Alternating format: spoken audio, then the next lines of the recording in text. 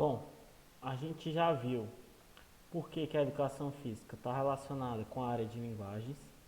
A gente já viu quais são as unidades temáticas e a gente também viu, dentro dessas unidades temáticas, como é que é feita, como é que é pensada a progressão do conhecimento pela BNCC.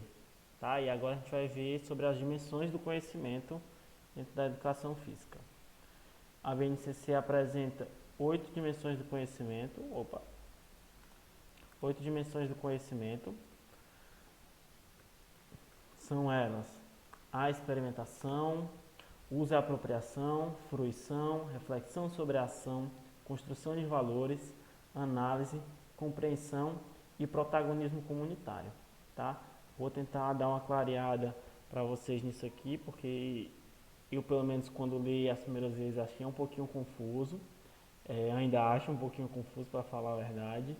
Eu aprendi isso aqui de uma outra forma, tá? Que é de uma forma bem mais simples, que era a ideia de que um conteúdo ele tem que ter 3 dimensões: conceitual, procedimental e atitudinal.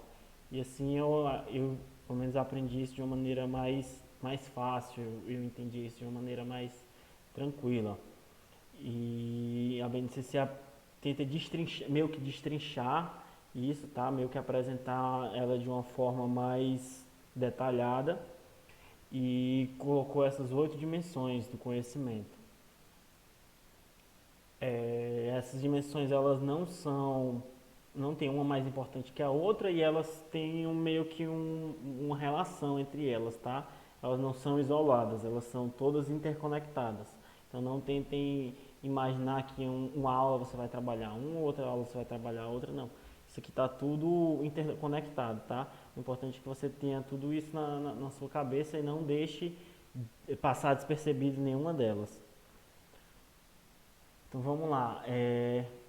O que eu entendia, né? O que eu aprendi como sendo uma dimensão procedimental, ele colocou aqui como a experimentação. A BNCC colocou isso como experimentação, ou seja, o que é?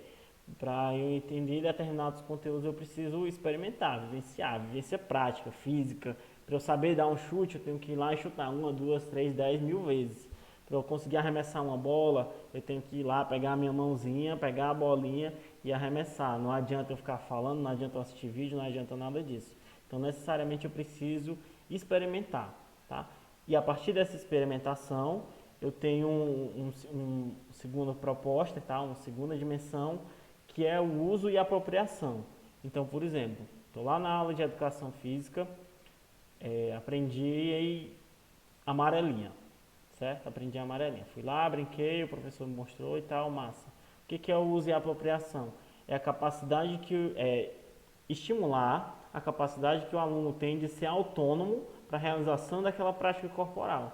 Então, alguém que foi estimulado a isso pode chegar em casa, pegar um giz, desenhar uma amarelinha dentro de casa e brincou da amarelinha do mesmo jeito. Por quê? Porque ele está se apropriando de um conteúdo que ele aprendeu lá na escola, trazendo para a vivência dele. Então o cara vai lá, aprendeu sobre futebol.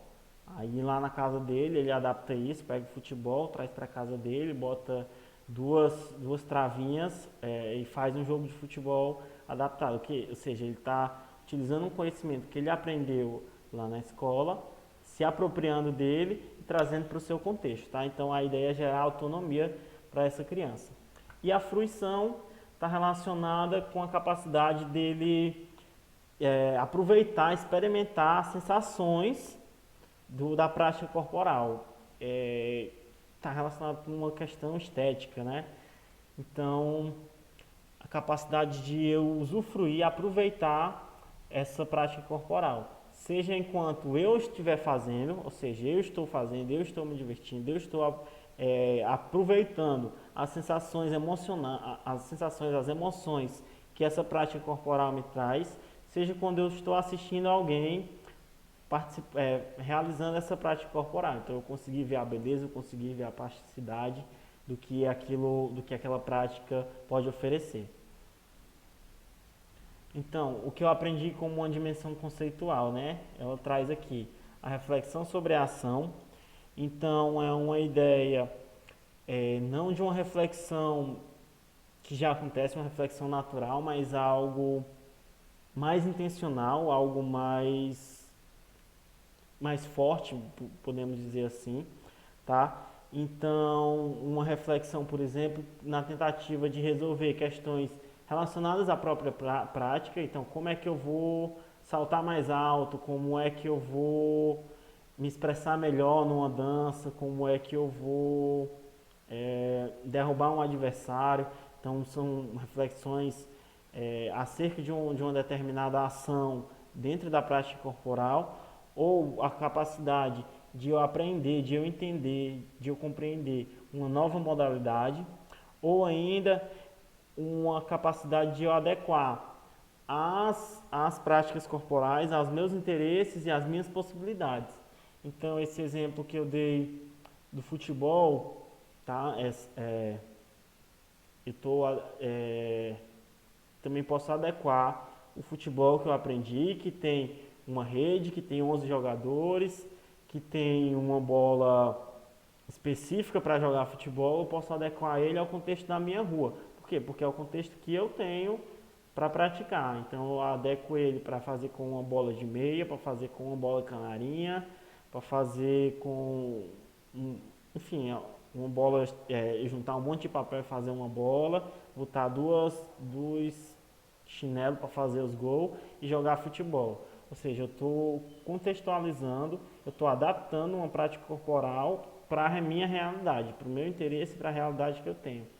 A análise, ela está relacionada com a capacidade de eu entender as regras da prática corporal, de eu entender as questões táticas daquela prática, de eu entender, por exemplo, como um determinado exercício ele vai influenciar no desenvolvimento de uma capacidade física, que tipo de preparação física eu preciso para ser um dançarino, para ser um ginasta, que tipo de preparação física eu preciso para jogar bola com os meus amigos, tá? Então, o que eu preciso fazer? Será que eu posso simplesmente ir lá jogar bola uma vez por semana? Isso vai ser bom, isso vai ser ruim para mim? Então, essa dimensão da análise está relacionada com isso, enquanto que a dimensão da compreensão está relacionada aos aspectos socioculturais.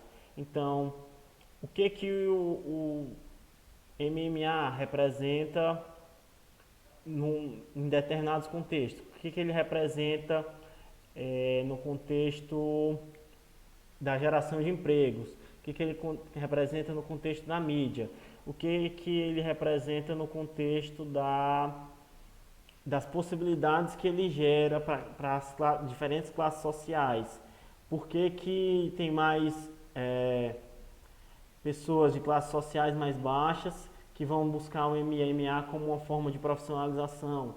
Então, essa compreensão, essa dimensão da compreensão, ela está relacionada com esses contextos socioculturais, tá? De como as práticas corporais elas se manifestam de formas diferentes e têm sentidos diferentes dentro de cada contexto. Também está relacionado com as questões históricas, tá? Que eu não citei. Então, de onde é que vem determinada prática, por que ela veio de determinado lugar, como é que ela se desenvolveu, como é que ela vem se desenvolvendo ao longo do tempo, quais são as modificações relacionadas a ela, por que, por exemplo, o futebol era praticado só por homens em determinado contexto e era proibido para as mulheres. Então está relacionado a entender esses contextos mais amplos. Opa. E a questão atitudinal, tá? A construção dos valores está relacionado ao desenvolvimento da cidadania, está relacionado também com a questão dos estereótipos nos esportes, aliás, nas práticas corporais. Então, o que é o esporte de menino, o que é o esporte de menina? A dança é coisa de menina ou não é? É coisa de menina e de menino. O menino que fizer, ele é homossexual. A menina que fizer luta, ela é machona. Então, a construção de valores ela está relacionada tanto com a questão cidadã, tá? Você respeitar o seu adversário, você respeitar aquele que está jogando com você, você cooperar com aquele que é do seu time, e tanto quanto com questões específicas das práticas corporais, tá? Com a superação de estereótipos relacionados às práticas corporais. E o protagonismo comunitário ele vai estar relacionado com a capacidade do aluno em interferir ou em entender ou em se relacionar com as práticas corporais dentro do seu contexto comunitário, do contexto de onde ele mora, do contexto da escola que ele vive. Então, por exemplo, por que é que não tem uma quadra para eu jogar bola perto da minha casa?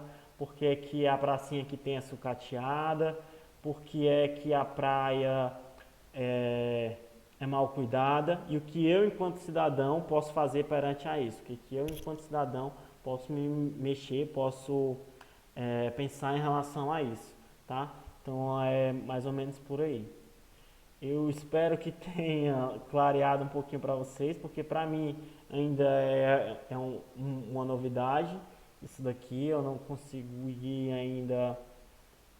é, Isso não está muito claro. Para mim as coisas ainda parecem um pouco confusas nisso aqui, nessas dimensões do conteúdo. Mas eu espero que tenha ajudado vocês a pelo menos ter uma ideia maior, mais clara, do que simplesmente ler aquilo que tem ali no documento, tá? Mas acho que é isso por enquanto.